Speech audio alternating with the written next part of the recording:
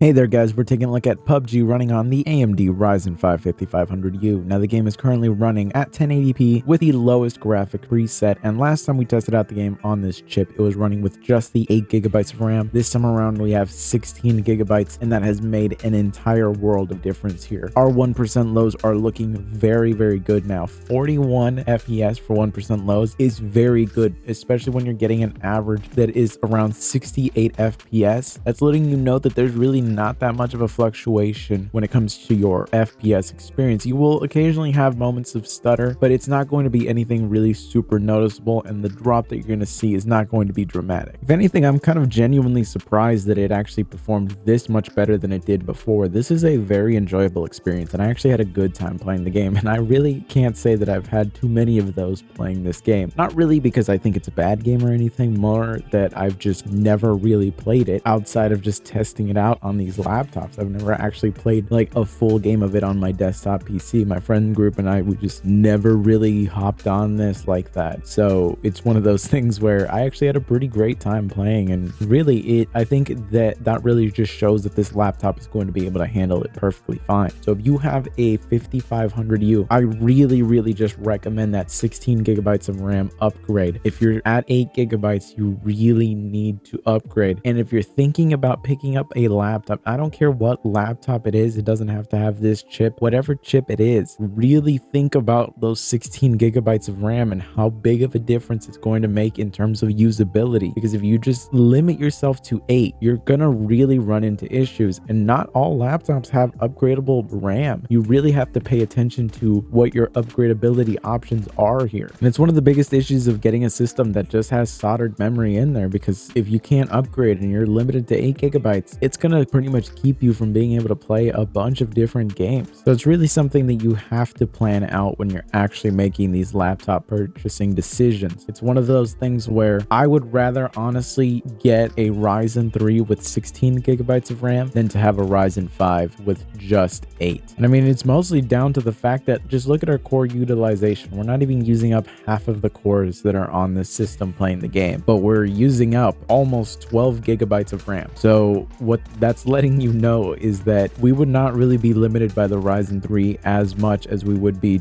just by those 8GB of RAM. But I just gotta say, this performs really well. I actually really enjoyed playing on here, and I would really consider actually playing this if you have those 16GB of RAM. But anyways, I hope you found this video useful. If you did, be sure to subscribe, and I'll see you guys in the next one.